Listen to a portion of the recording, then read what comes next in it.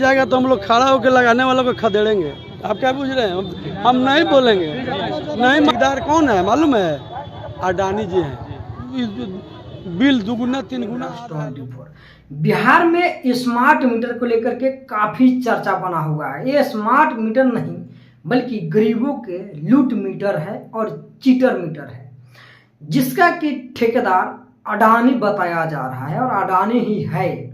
दोस्तों, हाल ही में ये मीटर बिहार में पूरी तरह से लगाया गया है और इस मीटर का मेन खासियत आप लोग को हम बता दें कि शाम को 500 का रिचार्ज होता है और आधी रात को ही लाइन कट जाता है।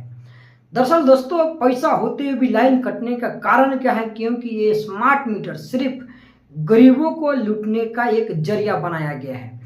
इससे गरीबों के घर में लाइन नहीं पहुंच पा रहा है, वहीं पे अडानी और अंबानी बैठ करके मलाई मार रहा है।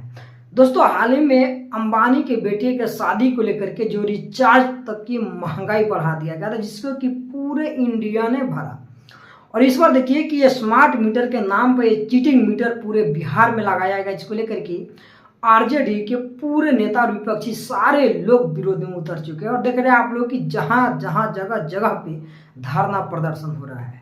इतना ही दोस्तों, देखिए कि कल्याणपुर के विधायक मनोज यादव आज धरना पे बैठे हुए हैं। देखिए पूरे साथीगण वहां पे सपोर्ट में है।